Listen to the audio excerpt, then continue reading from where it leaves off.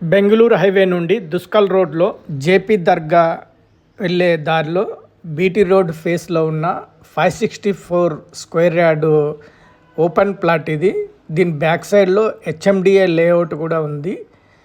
ఇది 564 స్క్వేర్ యార్డ్లో వెస్ట్ ఫేస్లో 60 ఫీట్స్ రోడ్డు ఉంది, ఈస్ట్ ఫేస్లో 40 ఫీట్ రోడ్డు ఉంది, సౌత్ ఫేస్లో బీటీ రోడ్ మెయిన్ రోడ్డు ఉంది.